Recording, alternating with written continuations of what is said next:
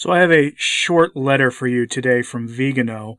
It was published on Marco Tossati's website and doesn't seem, at least at the time that I'm producing this, to have made the rounds yet among the English-speaking Catholic world, so this is some news for you. In short, Marco Tossati had a letter that was given to Archbishop Vigano, and he is responding to that letter publicly here through his blog. Now, the question was essentially, what do we Christians do given the state of things? And his answer, well, the letter is called, What to Do? Tell the Truth. Speak as Christians. So, without further ado. Dear Tossati, I read with interest the appeal that Big Shot addressed to me on the pages of Stilum Curiae. Since it addresses a very serious question that is rightly in the hearts of many of your readers, and of great concern to them, I hasten to give an answer. The response which immediately comes to my soul is the one we find in the Gospel. Keep watch, because you do not know the day or the hour. See Matthew chapter 24, verse 44. We must be prepared, not only for the coming of the Son of Man, but also for the trials that will precede it, which will oblige us to choose which side we are on, either with Christ or against him. It is true that whoever watches the wind never sows, and whoever looks at the clouds will not reap. See Ecclesiasticus chapter 11, verse 4. It is equally true that the time available to us does not permit us to wait for the wind to die down, or the clouds that darken the church to be dispelled. If we want to sow a little good and reap its fruit, with the grace of God, we can act like the prudent virgins, waiting with lighted lamps for the coming of the bridegroom, holding the lamps of faith and the Holy Mass, the sacraments and prayer. The foolish virgins, who did not take care to keep their lamps filled with the oil of the life of grace and virtue, will too late discover that they are unable to go and meet the Lord who comes. Another important thing is to know how to decipher what is happening in this historical moment. We must learn to know and evaluate the facts, not only taken in themselves as individual tesserae, but also in their placement in the overall mosaic, which permits us to discover the entire design in the light of faith.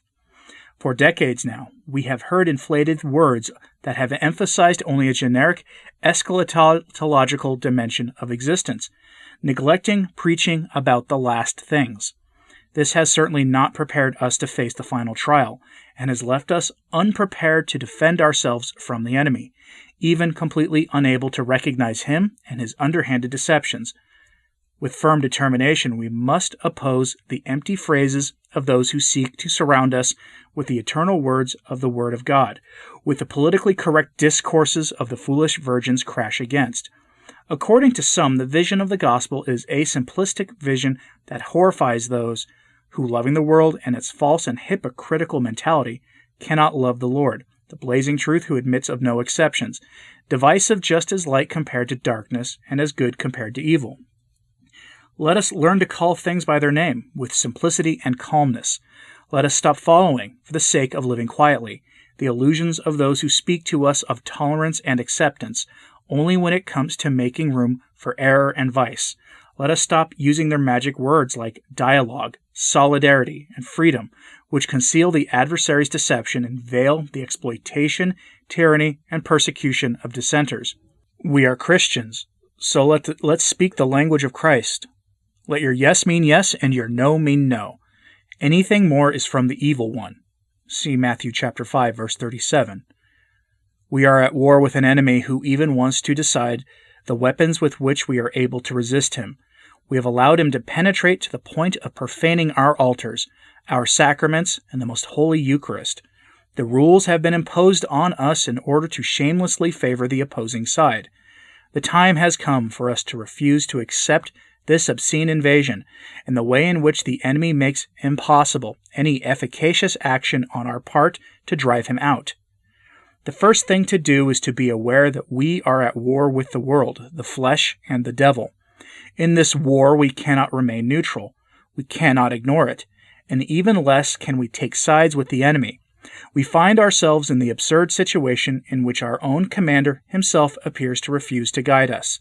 It even seems that he flirts with our adversary, pointing a finger at us as enemies of concord and fomenters of schism, while our generals ally themselves with the opponent and order their troops to lay down their weapons. It is apparent that without the help of God, all hope fails, and yet we must fight, we must be ready, we must keep our lamps alight and our loins girt, certain that together with Christ we have already conquered. All that we can do, prayer, especially the Holy Rosary, faithfulness to the duties of our state and life, responsibility toward the people entrusted to our care, the witness of faith and charity, social commitment, all of this must be carried out as is possible for each one of us, in accordance with what Providence has disposed for each of us. Let us allow ourselves to be guided by the Lord with total trust, and we will understand what is required of us, day by day, moment by moment. Along with Big Shot, I again take up the beautiful prayer, universal prayer of Clement IX. Make me prudent in planning, courageous in danger, patient in adversity, humble in prosperity.